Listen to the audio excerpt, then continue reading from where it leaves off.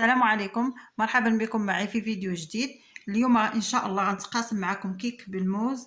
كيجي خفيف، مكوناته بسيطه وايضا طريقه التحضير سريعه. خليكم على المقادير. عندنا نص كاس زيت، كاس سنيده، 250 غرام دقيق، عصير حامضه، ايضا جوج خمارات. عندنا قشور حبه الحامض، 3 ديال البنان، وثلاثه ديال 3 حبات البيض.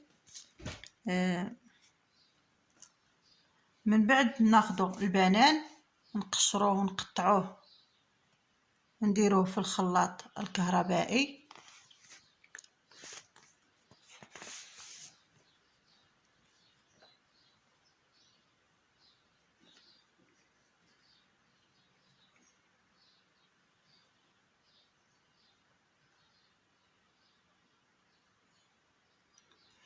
نضيف عليه قشورة الحامض،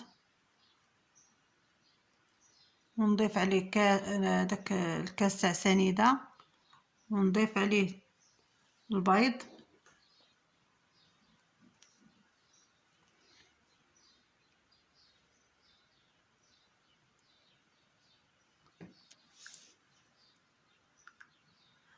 ومن بعد نطحن الخليط.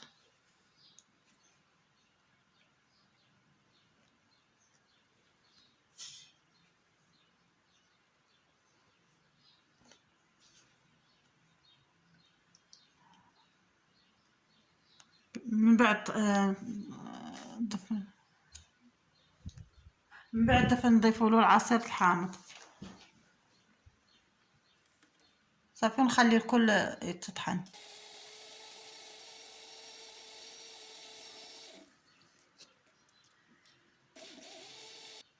من بعد ما طحنا الخليط ضفنا له داك نص كاس تاع الزيت،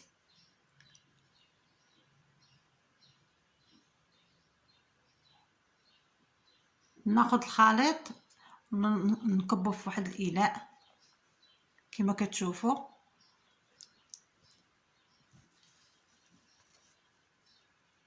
باش نضيف عليه النواشف.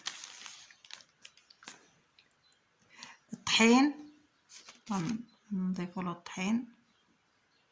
عندنا هنا 250 غرام ديال الطحين رابعه، وغنضيف له الخميره، 2 اكياس ديال الخميره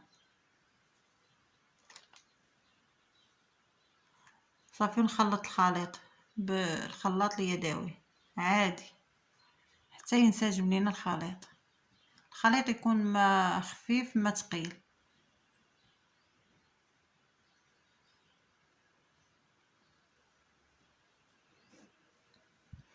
صافي نخلطوا المكونات مع بعضها.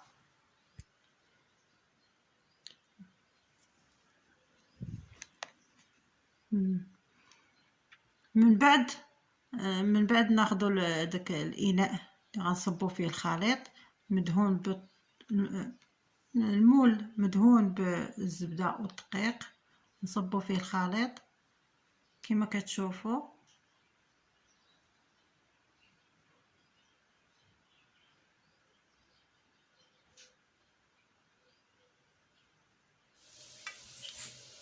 من بعد ما طابت لينا كما كتشوفوا جات خفيفه.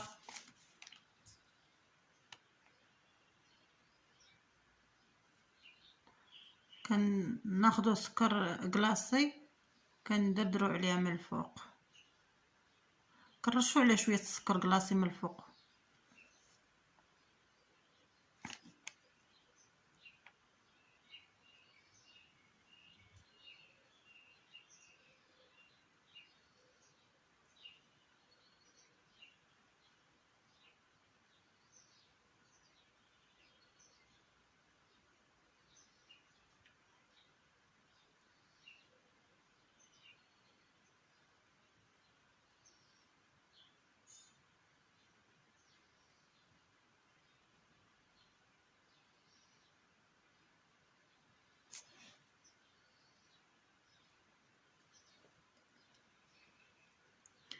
هانتوما كما كتشوفوا كتجي خفيفه.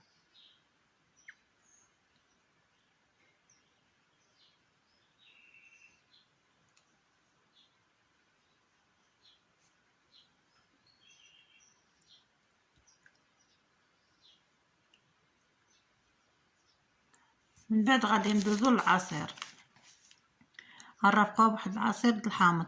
عندنا هنا كاس عصير الحامض، نص كاس حليب، كاس سنيده، عندنا فاني، وعندنا يطرو الماء.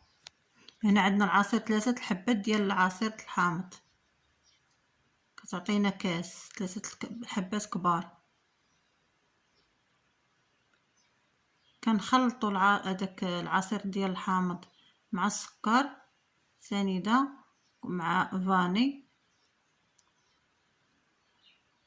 حتى يذوب لنا سنيده.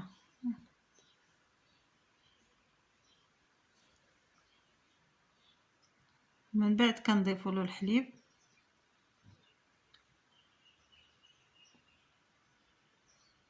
هنا كنضيفوا داك الليطرو ديال الماء قياس 4 الكيسان.